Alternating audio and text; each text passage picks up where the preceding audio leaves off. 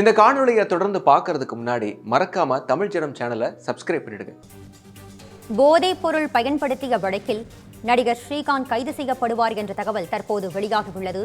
இதனை அண்மை செய்தியாக நாம் பார்த்து வருகிறோம். நடிகர் ஸ்ரீகாந்திற்கு முன்னாள் அதிமுக பிரமுகர் பிரசாத் போதைப் பொருள் சப்ளை செய்ததாக கூறப்படுகிறது.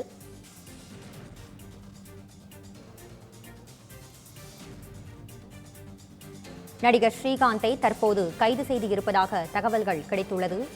போதைப்பொருள் சப்ளை செய்த பிரசாத் என்பவரிடம் போலீசார் விசாரணையில் நடிகர் ஸ்ரீகாந்த் கைது என்ற தகவல் தற்போது வெளியாகியுள்ளது. இதனை அண்மை செய்தியாக நாம் பார்த்து வருகிறோம்.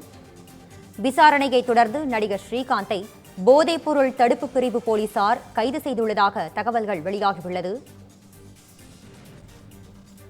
மருத்துவ பரிசோதனை நடத்திய பிறகு நடிகர் ஸ்ரீகாந்த் கைது செய்யப்பட்டதாக தகவல் வெளியாகியுள்ளது.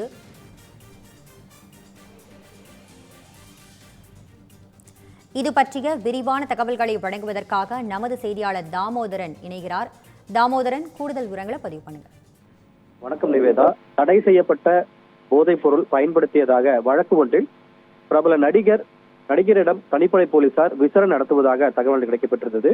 இந்த நிலையில தமிழ் நடிகர் ஸ்ரீகாந்த் எனவும் அவரிடம் தற்பொழுது தனிப்படை போலீசார் விசாரணை மேற்கொண்டு வருகிறார்கள் எனவும், அதே வேளையில் அவருக்கு ஏற்கனவே சம்மன் அளிக்கப்பட்டு அந்த சம்மன் அடிப்படையில அவரிடம் ரத்த பரிசோதனை மருத்துவ பரிசோதனை நடைபெற்று வருவதாக ஒரு தகவல் கிடைக்கப்பட்டிருக்கிறது. இந்த பரிசோதனை அரசு கீழ்ப்பாக்கம் மருத்துவமனை நடைபெற்று வருவதாகவும் தனிப்படை போலீசாரால் தகவல் தெரிவிக்கப்பட்டிருக்கிறது.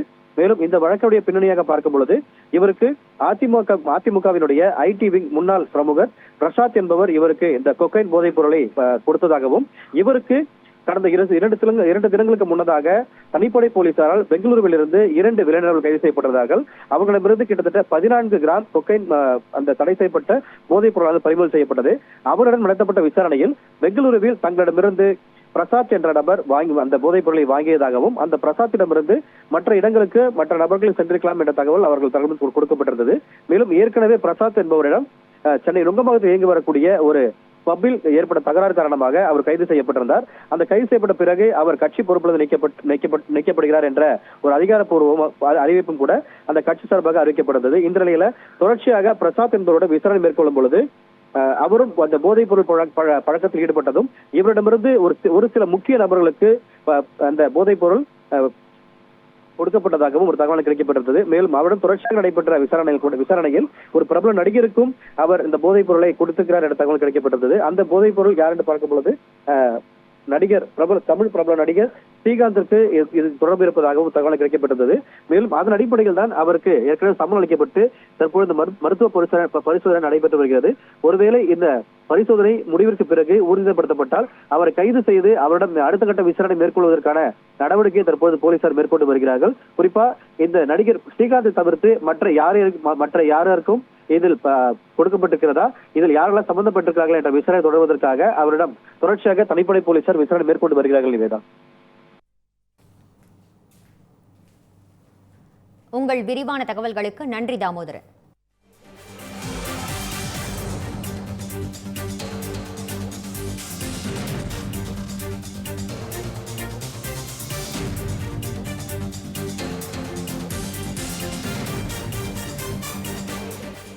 மேலும் இது போன்ற பல்வேறு சுவாரஸ்யமான தகவல்களை தெரிஞ்சுக்கிறதுக்கும் தமிழ் ஜனம் சேனலை மறக்காம சப்ஸ்கிரைப் பண்ணிக்கோங்க.